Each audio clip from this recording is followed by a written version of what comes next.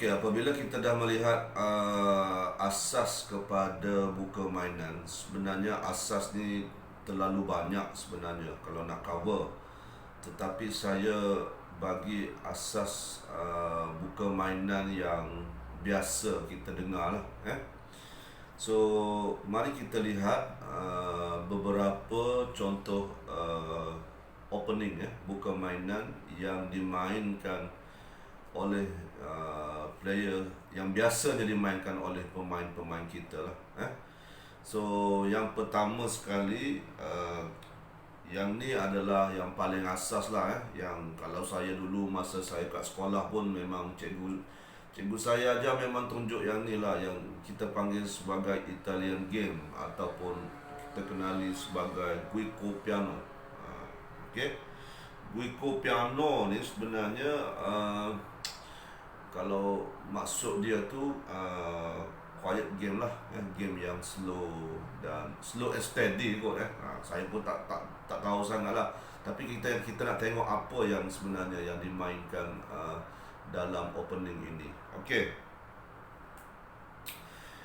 kadang-kadang opening ni kita banyak sangat yang kita perlu tahu, kita perlu hafal. Ni bab ni opening ni kena tahu lah, bila kena tahu kena hafal lah juga kan. Walaupun sebenarnya saya kata jangan hafal, tapi kena tahulah, kena tahu. Okey, so tak apa. Alright, kita akan mulakan macam biasa. Okey, so kalau sebelum ni kita dah mulakan dengan E4, maknanya Guico Piano juga bermula dengan E4. Okey, so E4 maksudnya kalau semalam kita dah tengok bahawa prinsip catur kita kena control the center, and then kita must get ready lah, kita punya pieces untuk keluar. Okay, ini masih lagi dalam chess opening. Kita cuba nak fahamkan lah. Tak apalah dia slow tak apa, janji ada manfaat dia. E4 dan hitam akan membalas dengan E5. Okay, ini biasanya E4, E5. Okay, dan fahamlah konsep dia. Kalau E4, E5 dia masih lagi control center. Okay, a knight F3. Okay, develop the piece, develop kuda. Okay, sambil-sambil attack pada E5, dan hitam juga develop kuda sambil-sambil menjaga pawnnya. Ingat jangan main terlalu cepat. Sebagai beginner, sebagai pemain amatur, kadang-kadang terlalu cepat akan membawa kemusnahan. Sebab awak tak fikir langsung move setiap tu. Sama juga apabila lawan buat kesilapan.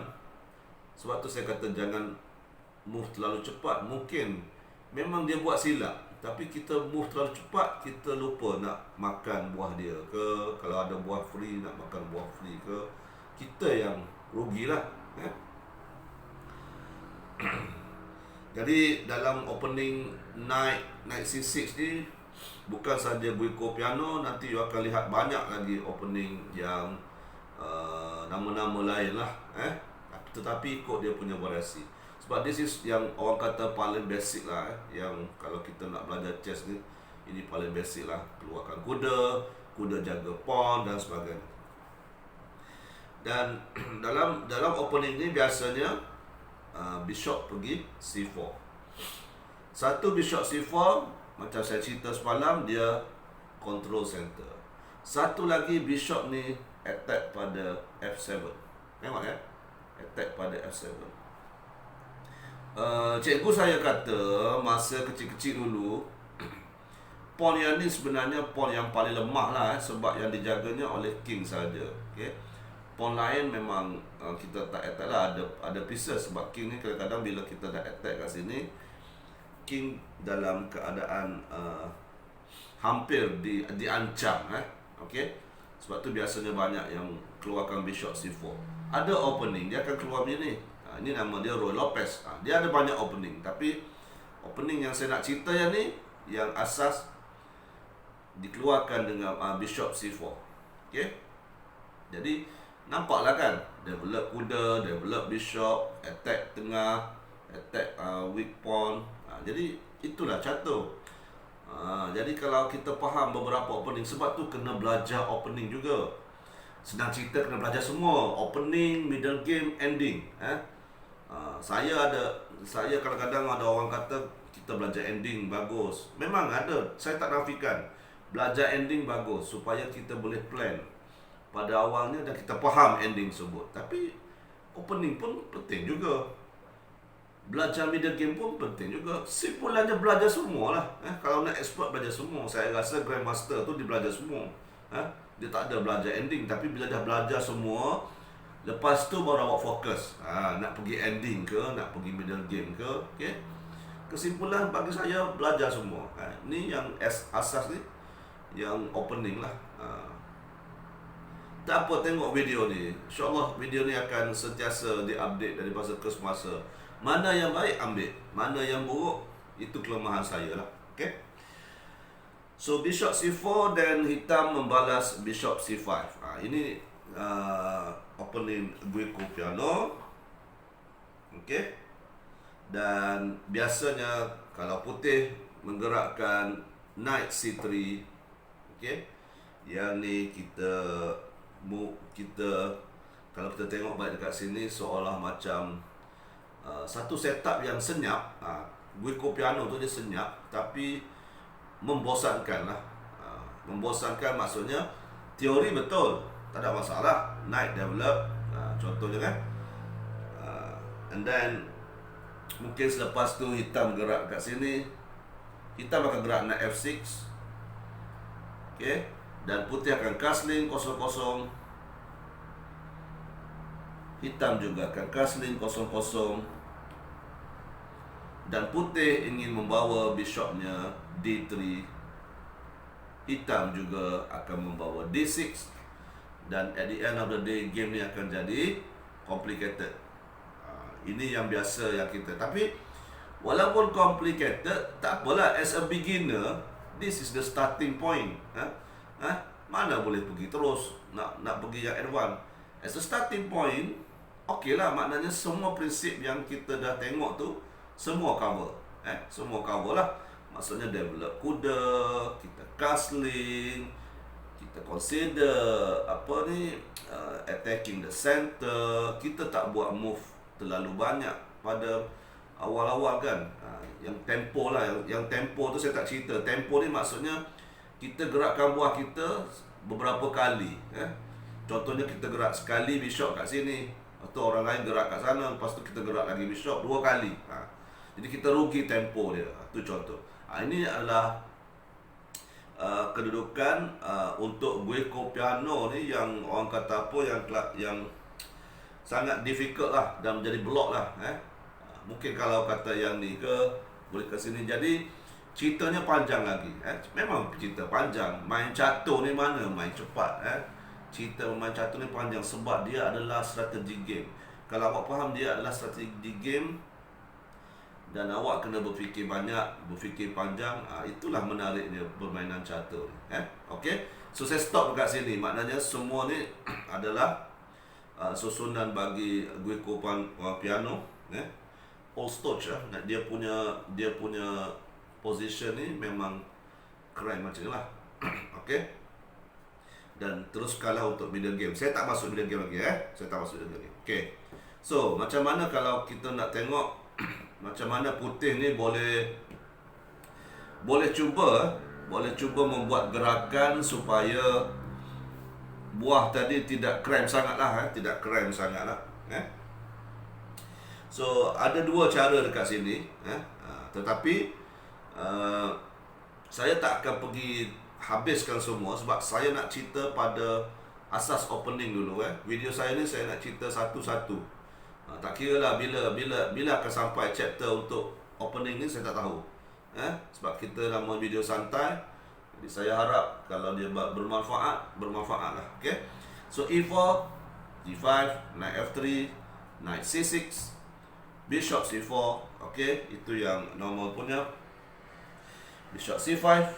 And then kalau tadi kita buat knight c3. Okay. Tapi oleh kerana kita rasa naik C3 ni boleh menyebabkan orang kata apa, cramp lah, bukan ada maknanya buat kita di block ataupun susah lah kita untuk nak pecahkan. Lepas tu anda boleh bermain dengan C3. C3 ni sebenarnya adalah move supaya selepas dia kita boleh gerakkan D4. Okey. Kita gerakkan D4 untuk memecahkan kawasan tengah. Dan game dia akan jadi lebih terbuka lah. Macam tadi game akan menjadi close, akan menjadi cramp lah. Yang ni kita akan lebih terbuka sikit. Okey. So kita jawab C3. Okey. Sebab tu saya cerita ni, maknanya kalau awak perasan juga dekat sini, macam semalam bila belajar asas buka mainan, saya kata jangan hafal opening, tapi bila dah masuk pada chapter ni, awak kena hafal jugalah sebenarnya, hafal beberapa move. Jangan hafal satu game, matilah nak hafal satu game, hafal beberapa move awal, So maknanya kenapa kita move C3 ni, kita nak pecahkan center dan sebagainya. Okay? So itu maksud saya. A good chess player ni maknanya dia akan ikut pattern. Sebab tu kalau you tak hafal sekalipun, bila dah selalu main, pattern tu dia akan melekat dalam kepala awak. Selalulah main tournament. Okay. So C3. So idea dia nak gerakkan D2, D4 untuk dapatkan center. Okay. Dan hitam bergerak knight F6. Okey. Dan putih akan pecahkan center lah. Okey, supaya dia fokus kepada center, memecahkan center. And then biasanya sebab tengok balik, kalau awak main hitam lah, tengok balik. Pawn ni satu mengancam pawn di E5. Satu lagi mengancam bishop dekat sini. Okey. Andai kata kalaulah awak larikan bishop dekat situ, bermakna pawn ni boleh makan pawn yang ni, dan kuda tak boleh makan sebab kuda ni jaga pawn yang ni. Itu satu. Jadi itulah kita panggil sebagai calculation dalam chess. Jadi awak kena fikir macam tu. Okay? Bila orang move D4 ni, selalu fikir apa orang nak buat, apa next. Ini soalan. Dia macam soalan. Main catur ni dia macam soalan. Orang move sini, apa aku nak jawab. Okay? So bila D4, satu dekat sini, satu lagi dia ancam sini. Dekat sini pun boleh kita jagalah. Kita boleh lari dan kita boleh jaga. Tetapi kan saya kata semalam, kalau boleh bishop ni janganlah block dekat D6 dan memblokkan pawn kat sini. Jadi bishop ni akan jadi pasif. Okey. Jadi the best move, sebab tu kata kalau tak hafal pun you akan faham kenapa best move adalah makan yang ni. Sebab bila kita makan, satunya kita exchange piece. Exchange piece, tengoklah exchange apa. Pawn dengan pawn, okey lah, satu dengan satu. Mata nilai dia satu dengan satu. Janganlah exchange dengan ni. Kalau awak exchange macam ni, bishop makan pawn, rugilah sebab bishop ni 3, pawn ni 1. Ini balik semula kepada nilai buah tadi. Nilai buah tu kenapa tak boleh nak makan sesuka hati. Jadi kalau pawn makan pawn, seolah macam satu dengan satu. Okey. Dan apabila pawn makan pawn, okey, so maka putih juga akan makan dengan pawn. Sebab apa? Sebab putih dia akan take over dekat sini, dan putih tahu bahawa dia tengah control center kat sini. 1, 2, 3, 4. Ini maknanya putih mengambil advantage untuk center. Mengambil advantage untuk center dia. Okey. So itu adalah C kali D4, dan saya stop dekat sini. Cukuplah.